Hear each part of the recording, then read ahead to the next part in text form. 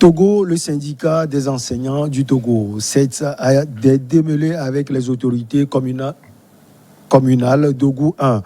Madame Yawa Kouegan, maire de la dite commune, vient d'interdire la tenue à Atakpamé de l'Assemblée constitutive du 7 pour annulation de son numéro d'enregistrement par le ministre de l'Administration territoriale et de la décentralisation du développement des territoires. David, un coup dur pour le 7.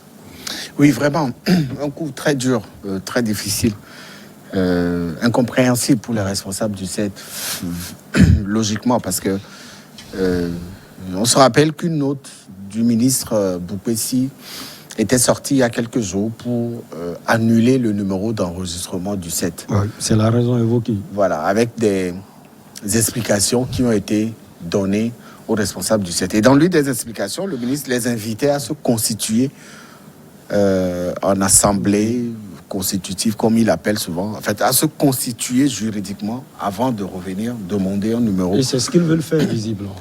Voilà. Et voilà qu'une maire, une simple maire, Madame Kouigan, que moi je connais, elle est maire d'Ougou 1 ou d'Ougou 2, je ne sais pas. Elle n'est pas maire de la ville d'Atapamé. Atapamé est sous l'administration d'une préfecture, d'un préfet. Et je pense qu'il doit y avoir une interdiction de la tenue de l'Assemblée constitutive. Elle devait émaner du préfet. Et Madame Kouigan, qui est maire, n'a aucune autorité à interdire la tenue de cette Assemblée constitutive.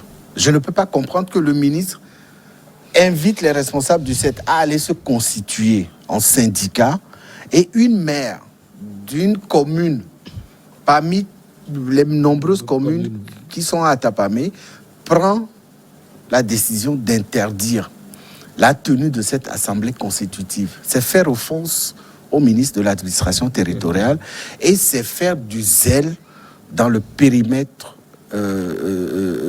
juridique qui est contenu dans son titre de maire.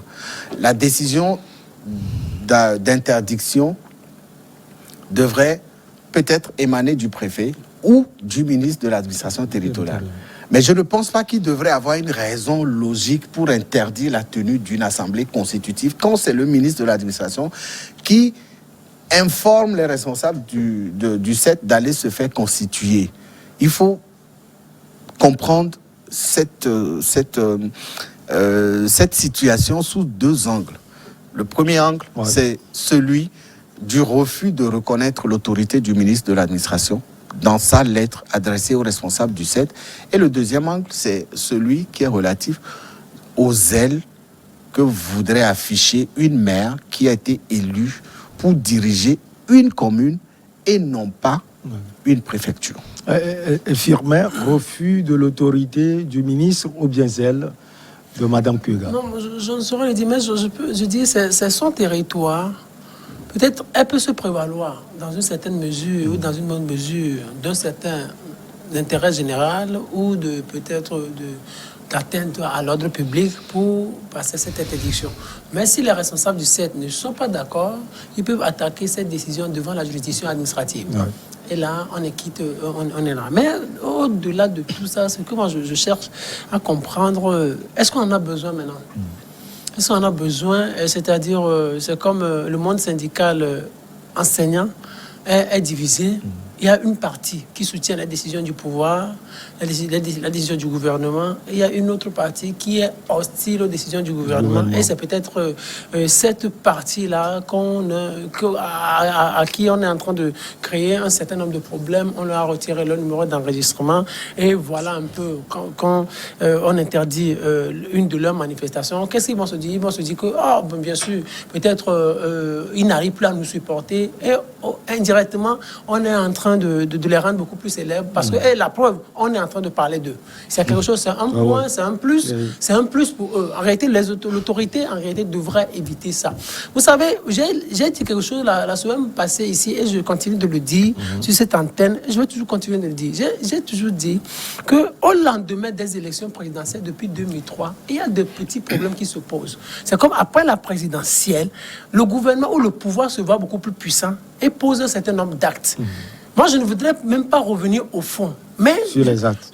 Oui, je ne voudrais pas revenir au fond de ces actes-là, pour voir si le pouvoir a raison ou pas. Mais on peut essayer de chercher à calmer un certain nombre de situations ou à fermer les yeux sur un certain nombre de choses. Vous imaginez, au lendemain de la présidentielle, l'année passée, peut-être, il y a eu un journaliste qui a eu des soucis avec la RAC et avec la justice. Il y a retrait du récépissé. Il y a un journaliste qui a été condamné à la justice. Moi, je ne voudrais pas dire si le journaliste a tort ou raison. Moi, je ne voudrais même pas aller sur ce terrain. Et après, un journaliste qui voit son journal suspendu, ce journal qui est suspendu, les gens ne sont pas d'accord, la société civile se mobilise. On parle d'atteinte à la liberté de presse. Il y a le CONAM, il y a les responsables de presse qui sortent, qui réagissent face à cette décision. Et aujourd'hui, il y a le monde syndical qui est là et les gens vont les soutenir. Tout cela, ça crée d'une manière ou d'une autre des frustrations dans le pays. Est-ce qu'au nom de la démocratie, il faut aller à l'encontre quand même des décisions de l'autorité? Non, la démocratie impose... La démocratie ne s'accommode pas forcément aussi avec ces genres de comportements. Non, si le gouvernement a raison, il peut riposter. Non, je pense que la démocratie impose le respect des règles. Mais lorsqu'on veut être trop démocrate, on crée des frustrations, on crée une certaine erreur dans le pays. Parce que après ça, moi je dis, si on continue comme ça, peut-être l'année prochaine, il y aura encore crise. Parce que c'est comme ce qui s'est passé en 2010, on organise la présidentielle de 2010, et après, on ferme, peut-être, Isolef est fermé, après, il y a eu procès d'atteinte à la sûreté de l'État, il y a les organisations de la société civile qui se sont soulevées, qui ont dit parodie de justice, ainsi de suite. Et en 2012, on crée le CST, et on voit tout un mouvement politique généralisé dans le pays. C'est grave pour un pays. 2 ans après la présidentielle de 2010, 2 ans après la présidentielle de 2015, on voit, regardez, City FM fermé, SCF fermé, des journaux en 2017, il y a par exemple, on a convoqué un journal, je pense que c'était Liberté à l'époque, on convoque le journal à la RAC, et après, cette même année 2017, il y a le 19 août, qui surgit, on a vu tout ce que cela a coûté au pays. Qu'est-ce que je veux? C'est comme le pouvoir crée en quelque sorte, oppose les bases d'une contestation future sans le savoir. Et c'est ce qu'ils sont en train de reprendre aujourd'hui. C'est comme c'est l'histoire qui est en train de se répéter. 2 ans après les présidentielles, il y a toujours crise parce que le pouvoir crée des bases de futures contestations. En 2022, si on ne fait pas attention, il y a assez de frustration, assez d'aigreur pour créer encore des crises. Et ça va être encore un coup dur pour le pays. David, en tout cas, dans ce cas précis, il faut dire que l'annulation de son enregistrement et la poursuite en justice de certains de ses initiateurs pour faux et usage de faux, le CED a du mal, il faut le reconnaître, à mener ses activités sur le territoire national. Vous savez, le ministre de l'administration territoriale a le pouvoir d'annuler un numéro d'enregistrement d'une association ou d'un syndicat tant qu'il le juge nécessaire. Ce n'est pas particulier au Togo.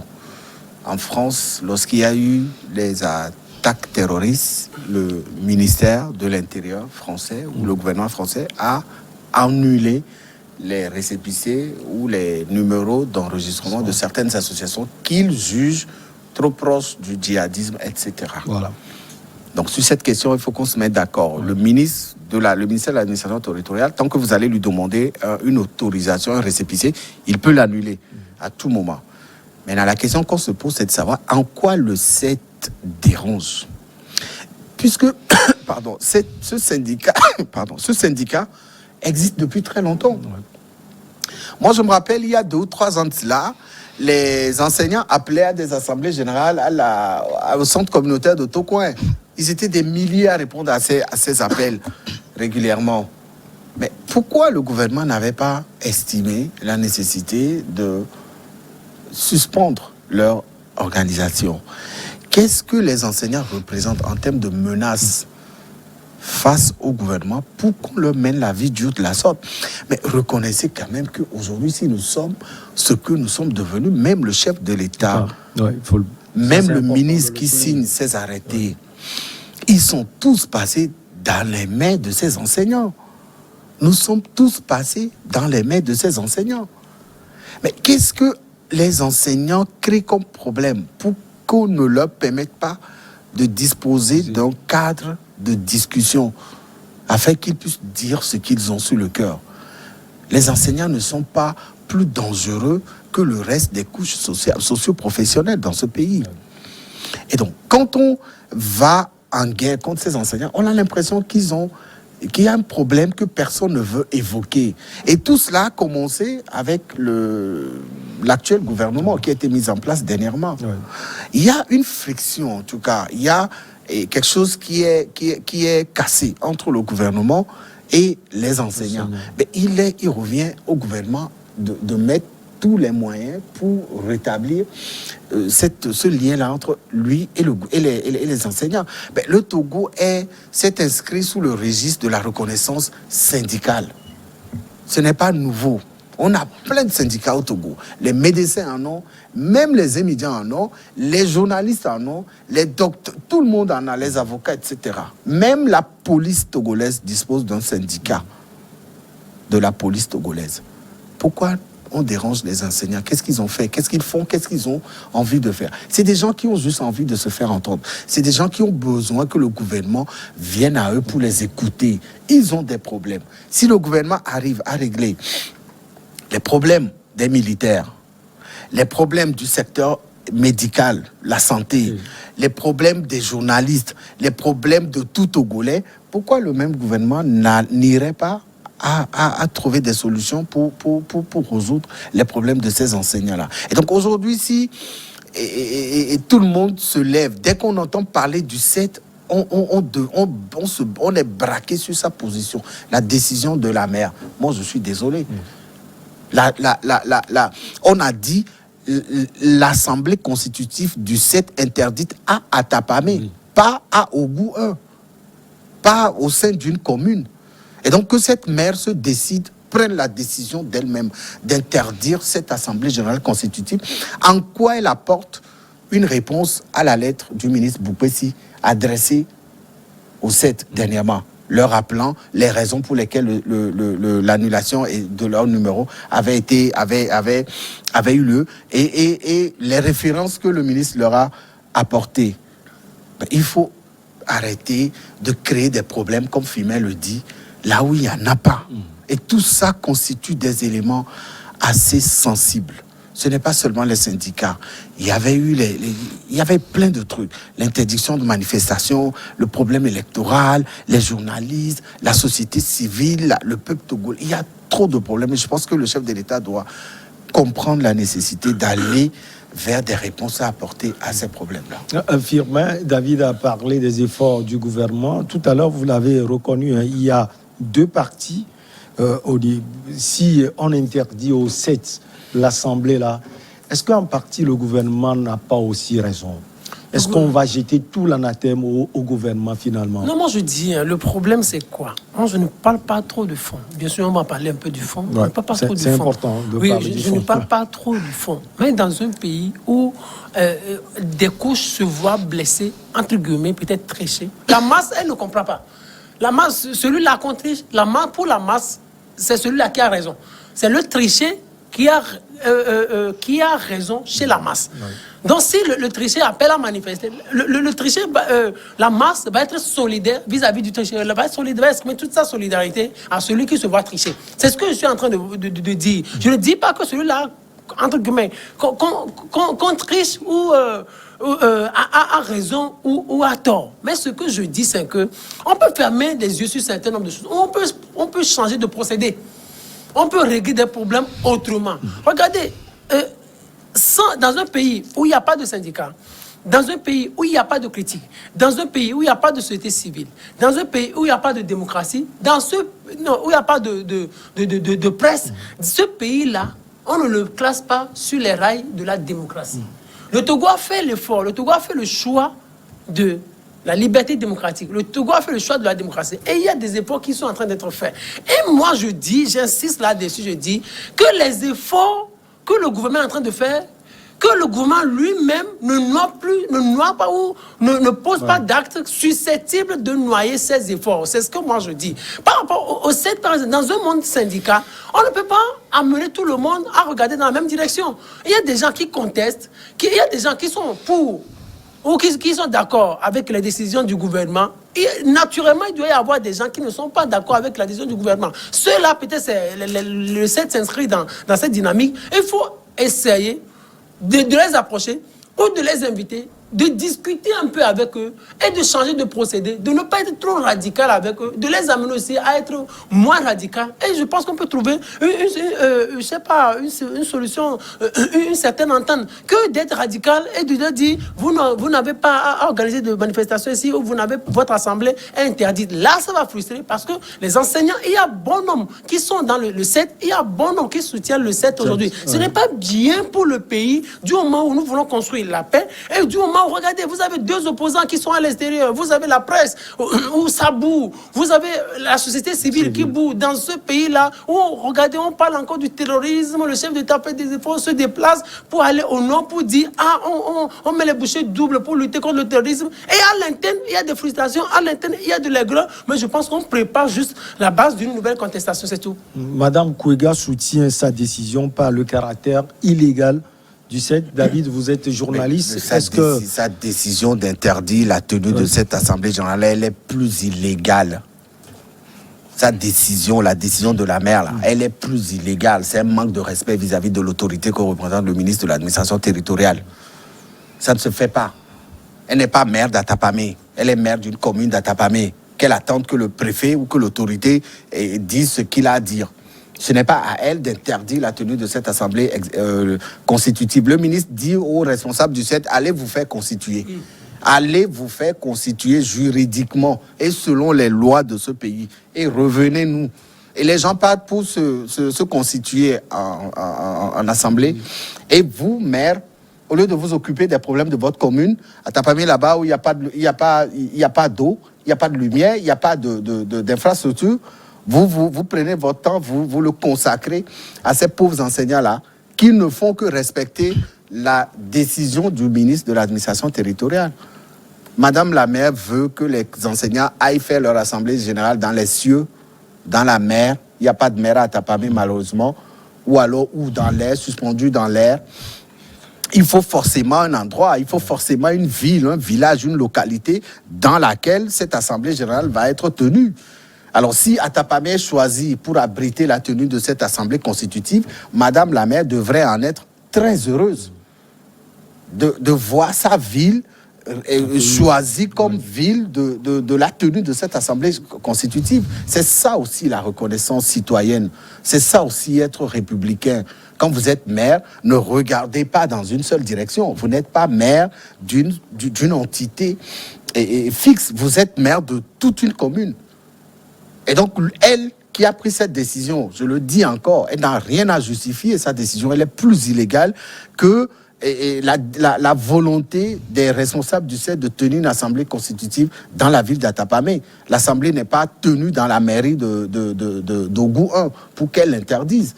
L'assemblée est tenue dans une ville. Et cette ville, elle est sous l'administration d'un préfet. Ce préfet qui est sous l'autorité d'un ministre de l'administration territoriale.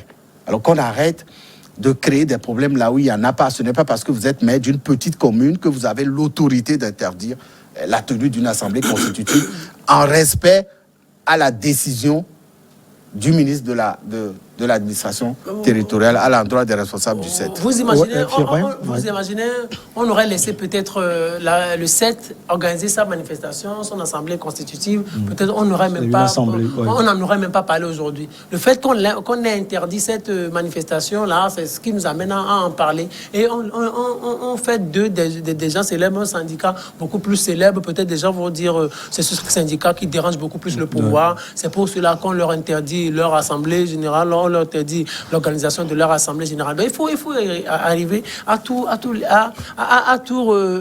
lire et à tout étudier quand on veut prendre un certain nombre de décisions. Cette décision-là, on pouvait même pas laisser passer ça. C'est-à-dire, on n'en a même pas besoin maintenant pour le moment. Pour le moment, le pays a besoin de tranquillité. Pour le moment, le pays a besoin de paix. Pour le moment, les Togolais veulent manger. Les Togolais veulent qu'on s'occupe d'eux. Et non, les amener rebelles en eux, peut-être l'esprit d'une contestation, peut-être de contester la décision de l'autorité, de dire que l'autorité leur permet de dire non, l'autorité, ce qu'elle fait, ce n'est pas bien. On ne dirige pas bien le pays. On étouffe la démocratie. On ne veut plus la liberté d'expression dans ce pays. On ne veut plus la liberté de presse. Parce que les actes que l'autorité pose, d'une manière ou d'une autre, c'est ce qui amène les gens à réagir ainsi. Moi, c'est ce que je veux. Le fond ne m'intéresse pas. Mais on peut fermer les yeux sur certains... Non, parce qu'on peut faire... Parce que on va dire... On va parler du fond en tout. On va dire que l'autorité va chercher à se justifier. Et l'autorité va peut-être, juridiquement, peut avoir raison. Mais on peut avoir raison, mais tout détruire aussi. C'est ce que moi je dis. On peut avoir raison, mais ce que moi je dis, c'est quoi? Il faut être pragmatique. Nous sommes en politique. Il y a l'indulgence. On ferme les yeux sur un certain nombre de choses. Donc, moi, je voudrais qu'on aille beaucoup plus sur ce terrain-là. Bien sûr, être tout réglementé et que peut-être, quelquefois, parfois, utiliser peut-être le droit pour réglementer un certain nombre de choses. Peut-être ça peut détruire aussi par moment. Cette histoire du 7, qu'on leur permette de se constituer juridiquement et qu'on leur permette d'exercer librement leurs activités, ça ne détruit rien. Le 7 a toujours existé. Le 7 a détruit quoi dans ce pays? Le 7 a toujours existé. Aujourd'hui, on sait qu'il y a assez d'efforts qui ont été faits à l'endroit des enseignants. Le pouvoir, sur une dizaine d'années, a fait beaucoup de choses pour améliorer la condition de vie et de travail des enseignants. Ça, personne ne le lit. Mais il y a encore des choses à faire. C'est ce que le 7 revendique. Donc, on leur laisse la possibilité de s'exprimer quand ils veulent et comme ils veulent, mais tout en, bien sûr, en restant dans le strict respect de la loi qui régit le pays. C'est ce que moi je dis. David, ce n'est pas un soutien forcément à Mme Kouega, mais il faut reconnaître que les récents développements administratifs et judiciaires concernant le 7 font état de l'annulation de son enregistrement. On l'a dit tout à l'heure. Est-ce que c'est permis qu'on annule votre enregistrement? C'est permis qu'on vous autorise à organiser une assemblée générale? Non, c'est permis qu'on annule votre enregistrement, puisque c'est l'autorité qui donne l'autorisation à une organisation de se constituer et de faire ses activités. Et ça protège aussi votre association, votre organisation. Si vous avez une base juridique réelle, si le ministère vous reconnaît comme association ou regroupement, ça vous protège sur le plan juridique. Vous avez le droit de faire vos activités, etc. Mais le ministre doit donner des raisons. Il a donné des raisons tout le monde sait que ces raisons ne tiennent pas. Parce que le 7, c'est pas nouveau. Ils font ça depuis très longtemps. Moi, je me rappelle, j'ai couvert leurs assemblées générales au centre communautaire de Tokwa, je le dis encore. Ils exerçaient depuis très longtemps. Mais l'invite qui leur a été adressé, leur demandant d'aller se constituer, est une responsabilité officielle du gouvernement. C'est ce que je dis. L'autorisation d'exercer des activités, et le Togo n'est pas inscrit sous ce registre-là. Je pense qu'on informe. On est sous le registre d'information, un truc comme ça, comme ils ont l'habitude. Voilà. Et donc, si vous êtes une association, vous pouvez exercer vos activités tant que vous le souhaitez. Le 7, Fimel a dit, c'est pas la peine. C'est un petit syndicat qui réunit des enseignants qui ne se retrouvent pas dans la logique de la politique du gouvernement. C'est tout à fait normal. Vous êtes enseignant, vous ne vous retrouvez pas dans la ligne du gouvernement. Vous êtes en droit de vous constituer en syndicat. La loi togolaise le permet. Et donc, quand vous avez cette autorité, vous devez l'exercer. C'est ce que les enseignants demandent. Et le moment venu, vous verrez que le gouvernement n'aura pas des interlocuteurs s'il y a une crise dans le monde des enseignants au Togo. Quand le gouvernement va appeler, ils ne viendront pas. Et ça attise encore les tensions. Il faut arrêter de museler ces syndicats-là. Les enseignants, c'est un métier ingrat, comme le journalisme. C'est un métier ingrat, c'est un métier qui font, moi je le dis toujours, le jour où on va me nommer ministre de l'Éducation dans ce pays, ma première décision à prendre, c'est d'augmenter le salaire des enseignants et de les mettre dans de très bonnes conditions. Et des journalistes. Parce que nous sommes tous passés dans leurs mains. Tous. à commencer par le chef de l'État. Moi, mes enfants, ils sont élèves. C'est les enseignants qui leur apprennent à étudier. Donc, il faut les honorer. Il ne faut pas attendre qu'ils finissent leur vie dans la misère. Il ne faut pas les pousser dans la désuétude. Il faut les honorer. Il faut même créer une journée spéciale pour l'enseignant togolais, parce que l'enseignant togolais mérite d'être honoré. Si nous sommes ici, c'est grâce aux enseignants quand même. Ouais, en 30 secondes. Non, si nous sommes ici, c'est grâce aux enseignants. Moi, je dis peut-être il revient au gouvernement d'être beaucoup plus souple vis-à-vis des revendications des enseignants. Il faut écarter personne. Il faut exclure personne. Donc, on a besoin de tout le monde. Le ministre a la responsabilité aujourd'hui de rassembler tout le monde, d'écouter tout le monde. Il va falloir qu'il soit beaucoup plus attentif aux revendications des enseignants. C'est en cela qu'il pourrait aider à résoudre cette crise enseignante que vit le pays depuis un certain nombre d'années. Il y a beaucoup de choses à faire, mais il faut éviter d'augmenter ou de créer d'autres crises inutiles dans le pays. Le pays n'en a pas besoin pour le moment. Pour le moment, on a besoin de paix. Pour le moment, les Togolais veulent vivre tranquille et veulent manger à leur faim. Merci Firmin Teko Agbo, journaliste, chroniqueur politique. Merci également à vous, David Diagbavi. Vous êtes également journaliste. Merci de répondre toujours à l'invitation de New World TV. Merci à vous.